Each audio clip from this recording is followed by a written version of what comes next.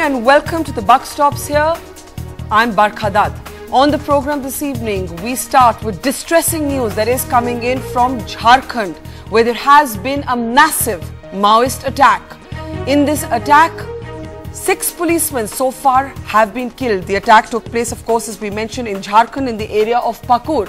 And the superintendent of police of this area is among those who has been killed. The number of those dead could be higher.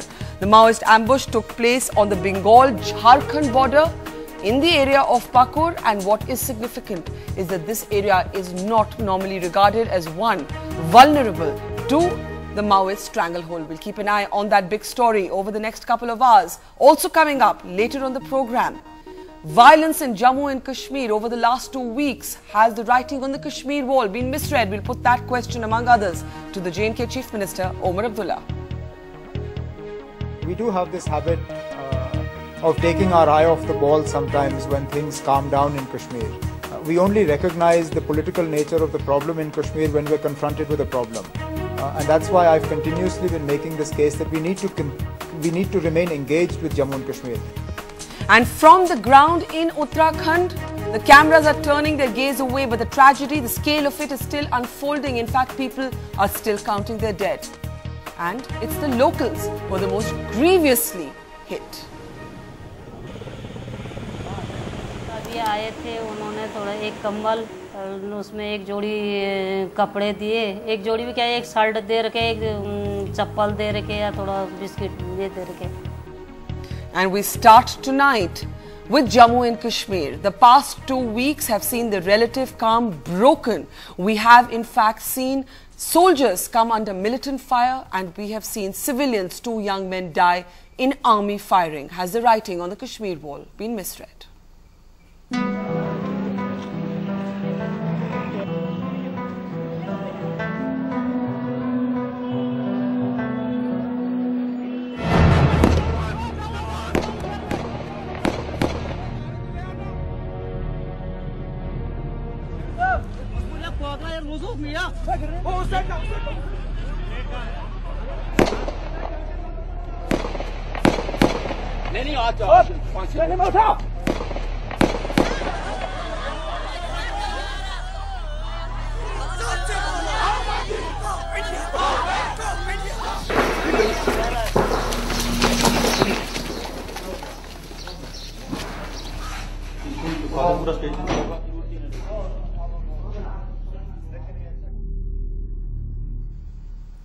A volatile valley once again. Were the signs misread when it came to Delhi understanding what was going on the ground in Jammu and Kashmir? As we said, a major attack on an army convoy, and then yesterday 2 young men killed in army firing.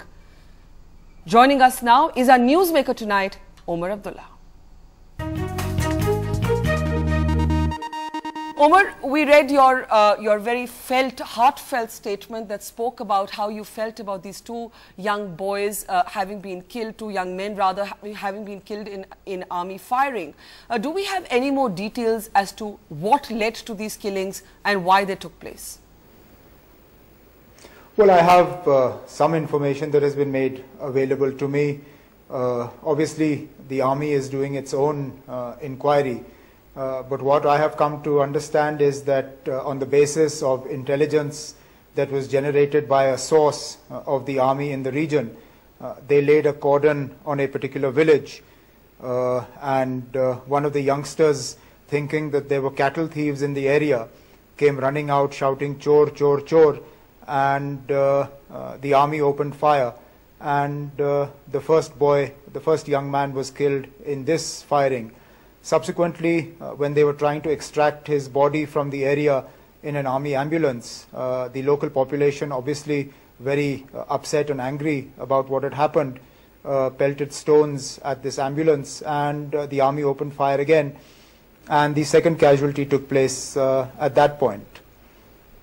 Now, Omar, as somebody who's seen this firsthand, you know that incidents like this can sometimes set the state back by weeks, by months, sometimes by years. Is there an apprehension that the kind of, I would call it a relative but always fragile calm that has held in Jammu and Kashmir despite many challenges this year, including in the aftermath of the Afzal Guru execution, are you worried? Because we all remember how Tufail Mattu's death, as it were, 2 years ago created an entire summer of discontent.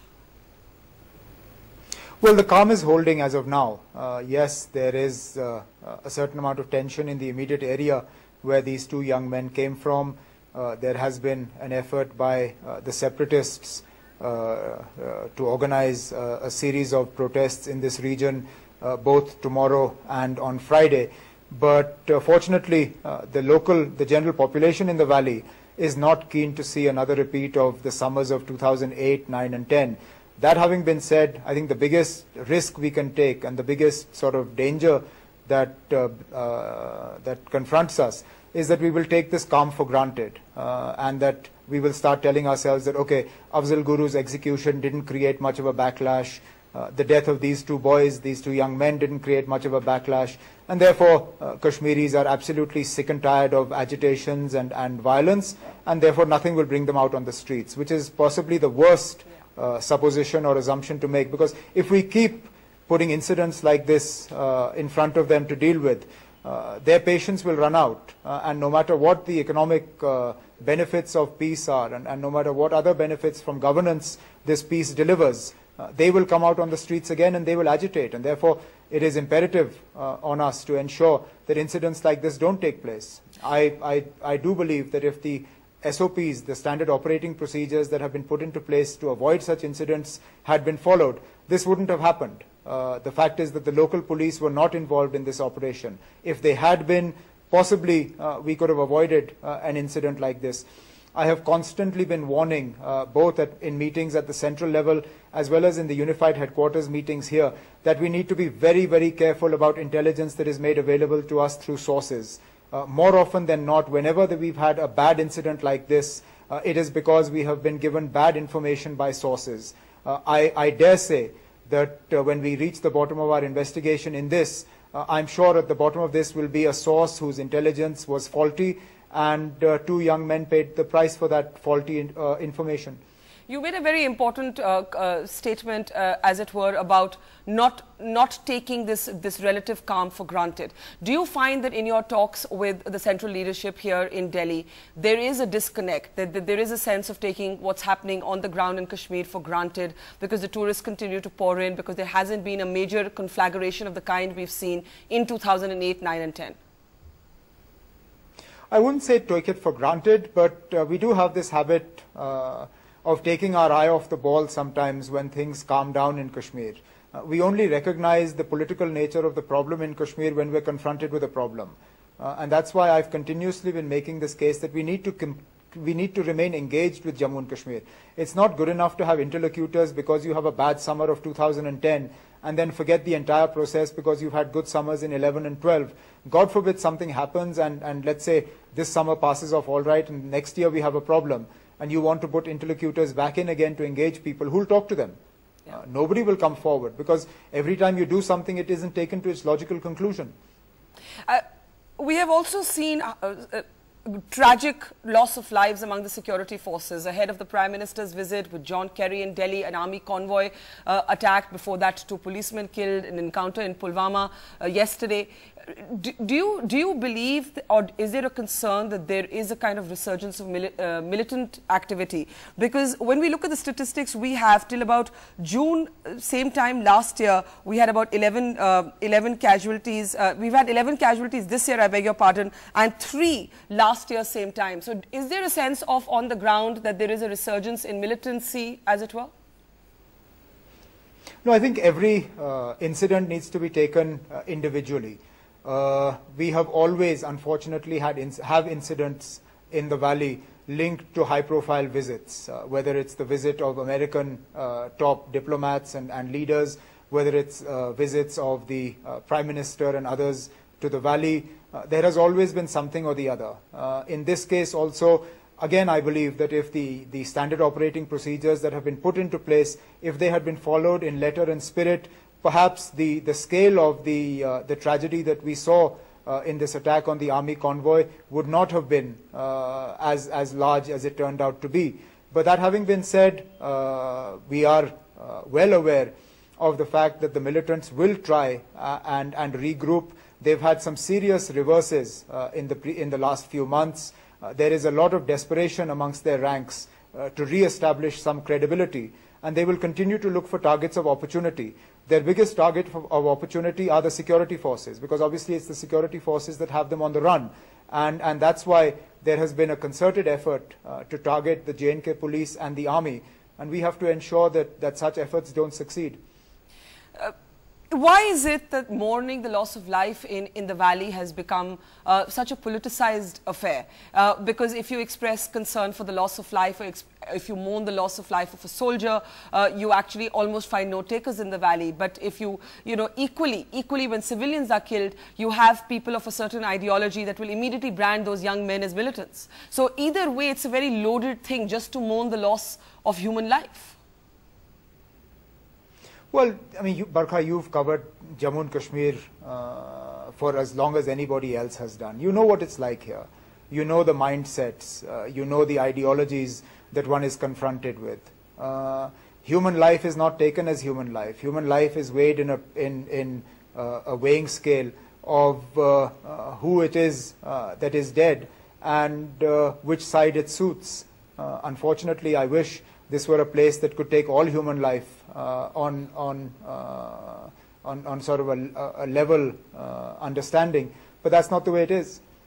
Absolutely tragic. And while we talk about Jammu and Kashmir and the politicization around it, we have Article 370 back in focus. You have Narendra Modi going up to the border of Jammu and Kashmir, near the border, addressing a rally. You have Advani talking about Article 370. And you now have this veteran, as it were, of the BJP asking you to express restraint in your speech. Do you believe that you were unrestrained? I wasn't. I mean, if you look at some of the language coming from these BJP leaders that you're talking about, their language is far more unrestrained than mine is. The sort of personal attacks that they have indulged in against some of the leaders of this country is there for all to see. So I think this is clearly a case of the pot calling the kettle black. I think before advising restraint on my part, this senior leader of the BJP, whose party obviously doesn't take him very seriously, needs to try and get that restraint shown by his own colleagues. The fact of the matter is that the BJP raises the bogey of Article 370 only when confronted with an election, and when it suits them to stay in power, they're quite happy to surrender this ideology at the doorstep of political office. When you were with the NDA, did Article 370 ever come up? Never. Not once in our entire association with the NDA was Article 370 ever a subject of discussion. We were never told that they planned to revoke it. We were never asked what we thought about it, because quite clearly they weren't interested in doing it. So when Advani quotes Sardar Patel and so on, what would you say? When he says that, you know, this is Sardar Patel in deference to Nehru, there were many other constitution makers and veterans of the freedom movement who wanted this to be abrogated, and you have actually I made a statement saying this will be over our dead bodies. Do you believe that Article 370 is still a point of political contention, or do you believe this is kind of empty rhetoric that we see every few years? It's not a point of political consideration or confrontation. It's brought to the forefront only by leaders like this who seek to exploit it at a time of elections. The fact of the matter is that there is no way they can do it without the consent of the people of Jammu and Kashmir. It is simply not possible. Now, if the BJP wants to reopen the entire question of Jammu and Kashmir's accession to India, by all means, please do it. We won't come in their way. But they need to understand the implications of what they're proposing. Revocation of Article 370 and reopening this debate is tantamount to reopening the debate of the accession of Jammu and Kashmir to the rest of India. Now, if the BJP wants to do this, I'm sure they'll find many takers in this state who'll be quite happy to see them do that. Omar, finally, your concerns today about the state. You've had a pretty difficult couple of weeks. Your concerns today that you think Delhi needs to understand. I'm not sure it's Delhi that needs to understand. I think there are operational issues that we need to resolve on the ground here. There are certain patterns that take place that concern me. This sort of attack that we had, this sort of incident that we had in Bandipore day before yesterday, is very similar to an incident that we had exactly 1 year ago, roughly around the same time. The pattern again is similar. Around 2 weeks after the Corps Commander changed, last year we had a similar incident. A year down the line, within 10-15 days of the Corps Commander changing, we have a similar incident. I think there are certain operational gaps that we need to sort out. Government of India, I've already spoken when the Prime Minister was here. I spoke in the Internal Security Conference not so long ago about the need to continue to engage the state and engage it politically. It's something that I've never shied away from saying, and I'll continue to reiterate. You have, I think, amongst the toughest jobs in the country. Thank you so much, Omar Abdullah, for joining us on the Buck Stops.